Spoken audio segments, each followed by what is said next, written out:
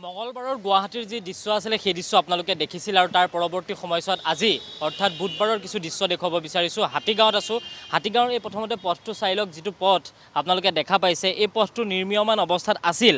মেৰামতি আজি হয়তো প্ৰায় ১.৫ বছৰ ধৰি চলিয়ে থাকিল, সম্পূৰ্ণ আজিলৈকে নহ'ল আৰু তাৰ পৰৱৰ্তী সময়ছোৱাত সম্পূৰ্ণ পথটো আপুনি দেখিছে।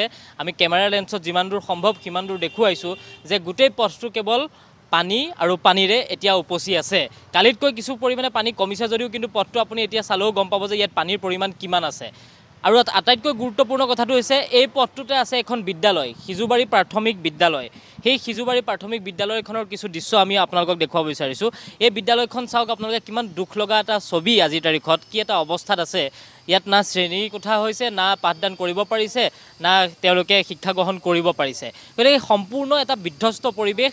আৰু এই সময়ছোৱাত আটাইতকৈ গুৰুত্বপূৰ্ণ কথাটো হৈছে যে গুৱাহাটীৰ যিগৰাকী সাংসদ, সেই সাংসদগৰাকীয়ে নিৰ্বাচনৰ প্ৰাক মুহূৰ্তত কৈছিল তেওঁ কথা বেছি নকয়, কামেৰে দেখুৱায়। এতিয়া কামৰ ছবিসমূহ হৈছে এয়া, আপোনালোকে কেমেৰা লেন্সত যিবোৰ দেখি আছে এয়াই হৈছে সাংসদগৰাকী হওক বা চৰকাৰখনৰ কামৰ নমুনা আৰু সেইসমূহ দৃশ্য। মীৰা বৰঠাকুৰ আছে, আমি মীৰা বৰঠাকুৰৰ সৈতে পোনপটীয়াকৈ কিছু কথা পাতিম। সাংসদগৰাকীয়ে কৈছিলে, আপুনিও প্ৰতিদ্বন্দ্বী আছিলে, আৰু সেই সময়ত সাংসদগৰাকীয়ে কৈছিলে যে তেওঁ কাম কৰিব কিন্তু কথা বেছি নকয়, তেওঁ কামৰেহে তেওঁ পৰিচয় দিয়ে। সেই কামৰ পৰিচয়বোৰ আচলতে আজিৰ তাৰিখত এয়া স্কুলখনৰ ভিতৰত থকা পানীসমূহে নেকি? মোৰ সাংসদগৰাকীৰ বিষয়ে আকৌ কথা ক'বলৈ ভয় লাগে। তেওঁতো মাজতে কৈছিলে তেওঁ বোলে মুখ খুলিলে মই গুৱাহাটী এৰি পলাব লাগিব। গতিকে মোৰ মানে সেইটোও ভয় লাগে আকৌ, তেওঁ বা কি মুখ খোলে। মই সাংসদগৰাকীক কৈছোঁ মোৰ কথা মুখ খোলাব নালাগিব, খুলিলেও খোলক, কিন্তু আপুনি সঁচাকৈ অৰ্থত আজি এইবিলাক যে ৰাস্তা, প্ৰত্যেকটো ৰাস্তাত, এইমাত্ৰ মই সিজুবাৰী একেবাৰে মাজাৰৰ ৰাস্তাটোৰ পৰা আহিছোঁ, তাত যাওক, ইয়াৰ আগৰ পথটোত যাওক, প্ৰত্যেকটো আজিৰ নহয়। তাৰমানে এইবিলাক কথাত তেওঁলোকে মাত নামাতে। গতিকে আপুনি ইয়াৰ আগত যেতিয়া এটা ড্ৰেইনত আমাৰ সৰু শিশু এটা যেতিয়া মৃত্যু হৈছিল, তেতিয়া তেওঁ কৈছিলে যে ডাঙৰ ডাঙৰ কাম কৰিবলৈ হ'লে দুৰ্ঘটনা হ'বই। সেইটো চিন্তাধাৰা যদি সাংসদগৰাকীৰ হয়, তেতিয়াহ'লে মোৰ আকৌ কিন্তু সাংসদগৰাকীক সসন্মানেৰে কৈছোঁ, গুৱাহাটী নিচিনা এটা সমষ্টিৰ সাংসদ, তেখেতক সন্মান সহকাৰে কৈছোঁ যে ফিল্ডত আহক। হিমন্ত বিশ্ব শৰ্মাকে চব সমজাই দি আপোনালোকে কেৱল দৰমহাই খাব নেকি? সেইটোতো নহয়। এতিয়া ফিল্ডত আহিবলৈ কৈছোঁ, এই কামবিলাক চাবলৈ কৈছোঁ। আজি যোৰহাটত তেওঁলোকে বহি আছে। মই যদি আজি MP হ'লোহেঁতেন, পানীত ককবকাই আছে বহু মানুহ, তৰুণ নগৰ, নবীন নগৰত মানুহ ঘৰৰ পৰা ওলাব পৰা নাই, ৰুক্মিণী গাঁৱৰ পৰা ওলাব, ৰূপনগৰলৈ যাওক আপুনি, ক'তো ওলাব পৰা নাই মানুহ। আজি যদি মই সাংসদ হ'লোহেঁতেন, মই যোৰহাট কেবিনেটত নাথাকোঁ, কাৰণ কেবিনেটে যি সিদ্ধান্ত ল'ব আহি ক'ব ইমপ্লিমেণ্ট একৰ্ডিংলি কৰিব। আৰু চবতছে ডাঙৰ কথাটো হৈছে আজিৰ তাৰিখত কেবিনেটে সিদ্ধান্ত কি ল'ব লাগে। গুৱাহাটীৰ সাংসদগৰাকীয়ে আজিৰ তাৰিখত কেবিনেটত ক'ব লাগে যে গুৱাহাটীত কৃত্ৰিম বানপানী নিষ্কাশনৰ বাবে কি ব্যৱস্থা ল'ব লাগে, কেবিনেটে সেইটো সিদ্ধান্ত ল'ব লাগে। আজিৰ তাৰিখত যোৰহাটত সিদ্ধান্ত লৈছে কনচাৰ্ট পাতিব এওঁলোকে। কনচাৰ্ট কেতিয়া পাতে? মানুহৰ যেতিয়া চাৰিওফালে একদম সুখে নদন বদন হয়, তেতিয়াহে গান বাজানা মানুহে শুনে।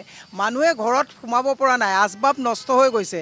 সেই পুৰণা, মই আজি অকণমান আগত আপোনাৰ ৰূপনগৰৰ পৰা আহিছোঁ, তাত এগৰাকী মহিলাই কৈছে বাইদেউ বিচনা চিচনাখিনি যোৱাবাৰ পানীতটো পচিলে, ইটা চিটা দি থৈছিলোঁ, এইবাৰ আৰু শেষ, এতিয়া শুবলৈও ব্যৱস্থা নাই, কিবা এটা কৰক।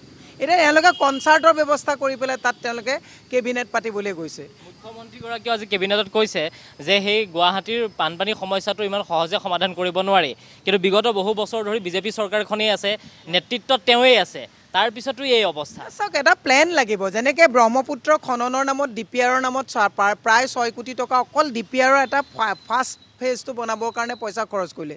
এইবিলাক কি হয়? এইবিলাক যে পাব্লিক মানি হয়। আজি ভৰলু খননৰ ক্ষেত্ৰত আমি কৈ আছোঁ যে ভৰলুখন আপোনালোকে মৃত হৈ গৈছে, জীৱিত কৰি ৰাখক, তাক খনন কৰক। তাৰমানে ৱাটাৰটো যাব ক'লৈ? পানীটোতো যাবৰ কাৰণেতো এটা ৱাটাৰ বডি লাগিব। আজি মই বুন্দাজানত অলপ সময় আগত প্ৰতিবাদ আমি কৰিয়ে আহিছোঁ। বুন্দাজানখন আজিৰ তাৰিখত এনক্ৰচ কৰা হৈ গৈছে। গোটেই যদি জলাশয়বিলাকক এনক্ৰচ কৰা হয়, আপুনি যদি যায় মুখ্যমন্ত্ৰীৰ পত্নীয়ে যিটো জেগাত স্কুল খুলিছে, সেই জেগাটো আপুনি চাওক জলাশয় হয়, তাকো এনক্ৰচ কৰিছে।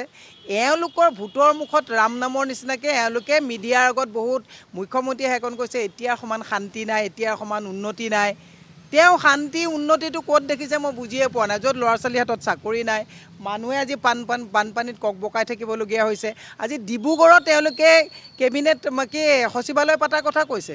ডিব্ৰুগড়ত আজি এজন অভিভাৱক ছাত্ৰ আনিবলৈ গৈ ড্ৰেইনত পৰি পেলাই তেওঁৰ কি অৱস্থা হৈছে গতিকে হাল এৰি যে শিয়াল খেদিছে বাকী আৰু ফাঁকিৰে যে চৰকাৰ চলাইছে মই এই কথাবিলাক যে কৈ আছোঁ প্ৰকৃত সত্য কথা কৈ আছোঁ আৰু গুৱাহাটীৰ সাংসদগৰাকীকো কৈছোঁ যে আপুনি দা দৰমহা ঠিকেই পাব টিয়ে দিয়ে ঠিকেই পাব ফ্লাইটত যাব পাৰিব খান মাৰ্কেটত বস্তু কিনিব পাৰিব চব পাব ৰাইজে বেয়া নাপায় আপুনি গোটেই খান মাৰ্কেটত বজাৰ কৰি উঠাই লৈ আহক মানুহে আপোনাক বেয়া নাপায় কিন্তু কামকেইটা ৰাইজৰো কৰক ৰাইজৰ টেক্সৰ পইচাৰে কৰ্কাতলৰ পইচাৰে দৰমহা দিয়া হয় মোৰ চবতছে দুৰ্ভাগ্যজনক কথা ৰাজনৈতিক বিষয়াৰ মানে ৰাজনীতিবিদসকলৰ কামটোৱে এইটো হৈছে জনসাধাৰণৰ কৰ্কাতলৰ দৰমহা লয় জনসাধাৰণৰ পইচা পাতি লয় তেওঁলোকে গতিকে জনসাধাৰণৰ ভোটে জয়ী হয় গতিকে বিপদত তেওঁলোক জনসাধাৰণৰ লগত থাকিব লাগে সিদিনাখন বেলতলাত ৱাল ভাঙিছে মেয়ৰ গৈ পোৱাগৈ নাই তাত আমি যাবলগীয়া হৈছে আজি সেই মানুহগৰাকী পৰিয়ালৰ কি হৈছে হিচাপ ল'বলৈ কোনো মানুহ নাই পাইপ ফাটে অশোক সিংহল আমি গৈ পোৱাৰ পিছত গৈ পাইগে এইটো কি অৱস্থা হৈছে তাৰমানে এই মুহূৰ্তত চিন্তুমণি শইকীয়া আপোনাক ধন্যবাদ জনাইছোঁ